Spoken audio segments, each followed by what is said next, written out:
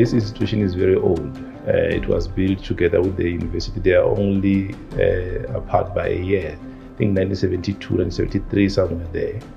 And these current infrastructures that we have, they are quite dilapidated. So we've embarked in a project of renovation of these wards and the hospital at large, having capital projects and the refurbishments of certain wards, which is the trauma ICU unit. Also, it had some challenges before where there were sparks of fires and the way to renovate the entire unit. So we also equipped it with state-of-the-art beds.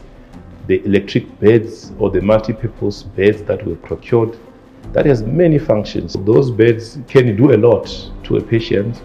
They can weigh the patient's weight, they can massage the patient, they can turn the patient around. So the back pain from nurses is the issue of the past, story of the past.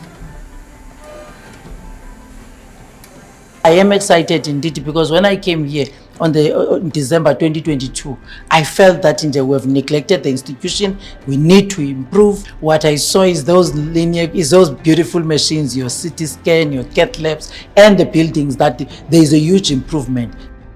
We bought state-of-the-art machines.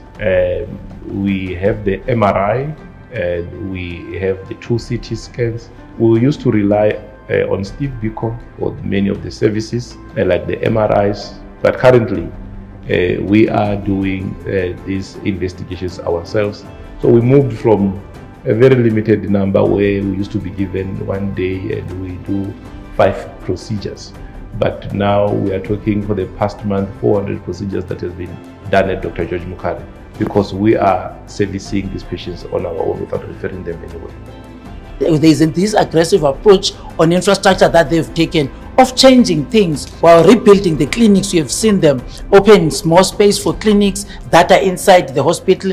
But again, we're going to build a hospital around Soshanguve. Plans are in place so that we can ease up the pressure from this hospital.